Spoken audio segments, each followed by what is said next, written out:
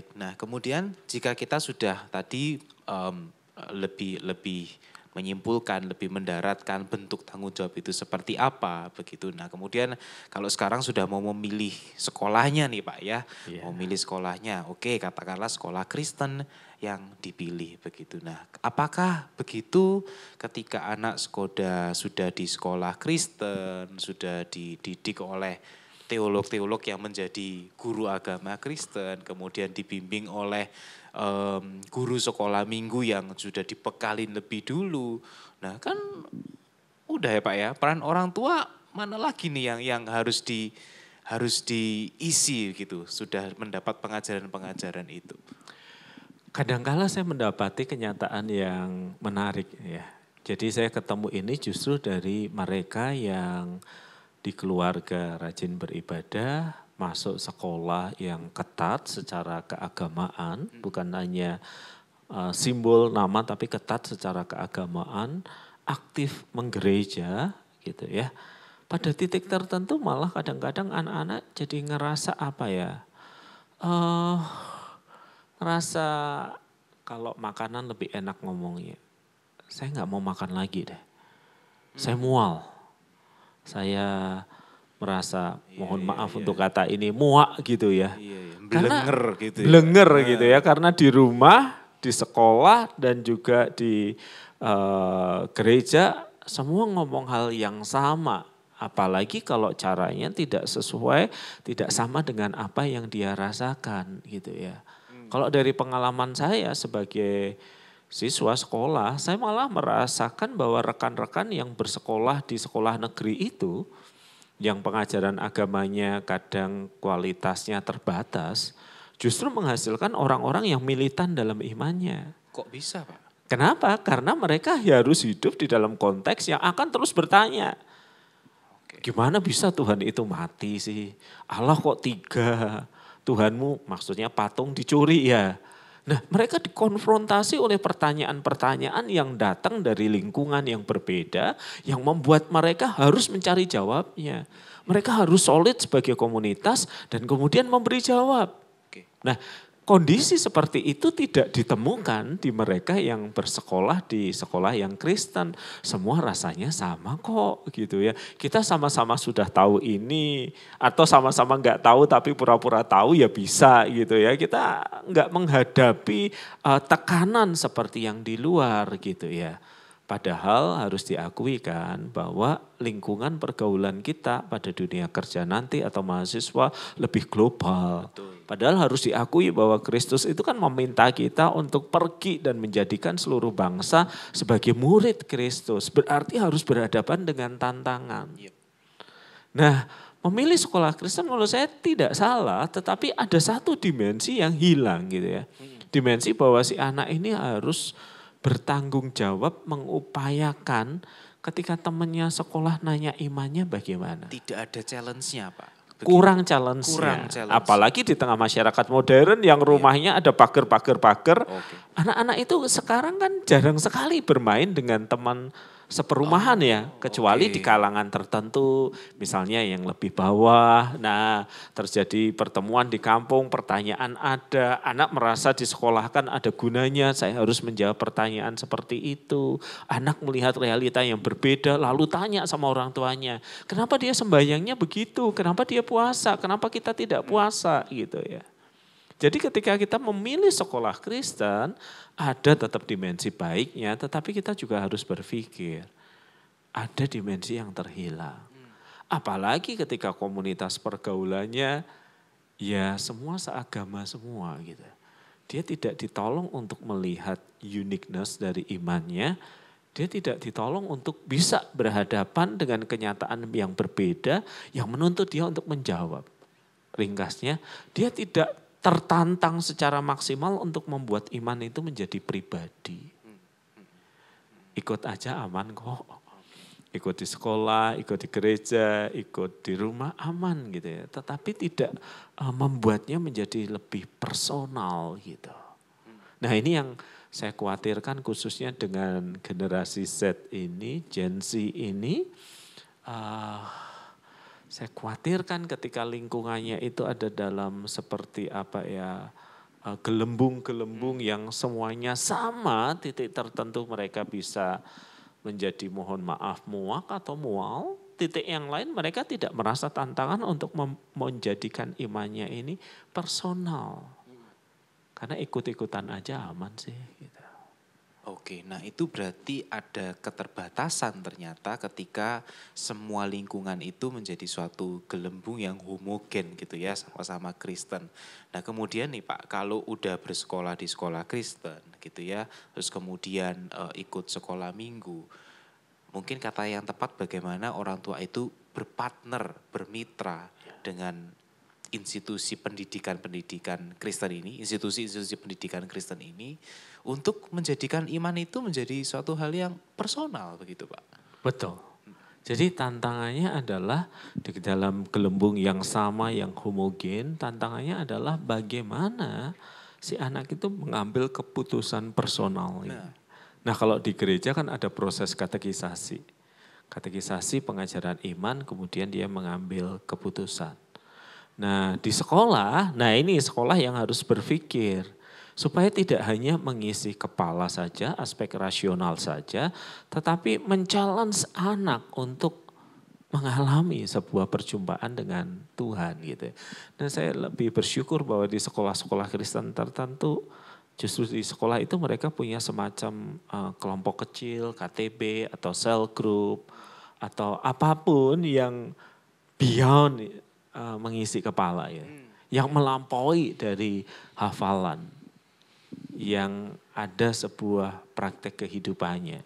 Makanya kalau di GKI Ngagel kan kita pengen anak-anak itu katekisasi, ngerti kepalanya, tetapi juga hidup dalam komunitas di mana mereka harus ngambil pelayanan yang ada di GKI Ngagel, sehingga kita berharap ini menjadi pilihan personal gitu ya. Nah tetapi sekali lagi kan sama ya, gereja, sekolah itu memperkuat fondasi yang diletakkan oleh keluarga. Nah kalau fondasinya enggak ada, ya kita tahu apa yang kemudian dilakukan gereja dan sekolah juga tidak akan efektif. Oke, nah kalau kita tadi membahas bahwa untuk mengajarkan iman itu peran orang tua bisa dengan tanggung jawab, dengan waktu, kemudian dari hati dulu ya, dari hati, kemudian waktu, perkataan, teladan gitu. Nah apakah dengan itu cukup Pak untuk membuat iman itu menjadi personal dalam diri anak? Nah ini yang pertanyaan yang menarik ya. Kadang-kadang sebagai orang tua, saya itu pengen anak saya tidak sesusah saya. Saya susah, anak saya harus lebih mudah. Saya mudah, anak saya harus lebih mudah lagi. Padahal menjadikan iman sebagai personal kan harus ada pengalaman di lapangan. Contoh yang sederhana ya. Kalau anak tahu ayahnya akan selalu memberi, buat apa dia berdoa minta sepeda? Misalnya gitu ya. Jadi diminta berdoa, ayo doa untuk buat apa? At the end papa akan ngasih ke saya kok. Gitu ya. Jadi sulit melatih misalnya doa menjadi sebuah pengalaman personal dengan segala kelimpahan dan backup yang diberikan oleh orang tuanya. Barangkali pada tingkat tertentu kita mesti mengizinkan anak kita jatuh, membuat keputusan yang keliru. Sepanjang terukur dan tidak terlalu fatal, saya rasa tidak masalah. Gitu. Dan juga sisi yang lain barangkali orang tua juga harus lebih banyak mengajak anak bicara soal tantangan mereka di era modern gitu. Jadi nggak usah dicari-cari, tantangannya ada gitu ya. Seumuran saya misalnya ketika mencari konten pornografi itu saya ingat sumber kami cuma majalah dari luar negeri dan itu orang tertentu aja yang punya. Susah mendapatkannya, aksesnya susah. Nah sekarang even klien saya anak SD gitu yang sudah mengkonsumsi hal-hal seperti itu dan saya khawatir barangkali pada tingkat tertentu dia mempraktekannya. Nah bisa nggak orang tua bicara tentang hal-hal yang spesifik ini? Kalau di HP-mu tahu-tahu muncul konten yang enggak, apa yang harus kamu lakukan? Gimana perasaanmu ketika lihat konten yang enggak, yang sengaja nggak sengaja dikirim temanmu gitu ya. Nah, saya rasa dialog-dialog seperti itu yang akan menjadikan iman itu lebih personal gitu. Bukan kemarahan ya. Nonton kayak gini, papa seumuran kamu nggak pernah nonton kayak gitu. Ya jelas nggak ada gitu. Jadi orang tua lebih berempatik bahwa ini generasi ini bukan generasi yang muda. Dulu game itu rasanya kita cuma main di tempat game. Kalau kita nggak punya uang kita nggak bisa main. Sekarang semua di tangan mereka. Mereka bisa main terus menerus dan bahkan bisa mendapatkan uang tanpa harus belajar terlalu giat. Nah, gimana tantangan-tantangan ini lewat percakapan dengan generasi ini kita bisa obrolin lebih terbuka. Karena kalau kita nggak obrolin, mereka nyari ya dari internet, ChatGPT dan yang lainnya. Ya. Dan saya rasa itu justru lingkup dari gereja, bagaimana gereja ini bisa membekali para orang tua ya Pak ya. Gimana orang tua ini bisa dibekali untuk mempercakapkan tantangan-tantangan iman ini kepada si anak itu ya. Nah, dalam hal ini saya setuju. Jadi yang dibekali gereja itu kan orang tuanya. Orang tua kemudian membekali anak. Tentu gereja lewat sekolah minggu, remaja, pemuda juga membekali anak. Tetapi garda terdepannya kan orang tua. Jadi orang tua kalau nggak mau belajar, kalau merasa kurang, ya belajarlah. Lewat acara-acara yang diselenggarakan gereja. Jangan ambil shortcut lagi Pak. Shortcutnya adalah udah tanya Pak Pendeta aja. Gitu.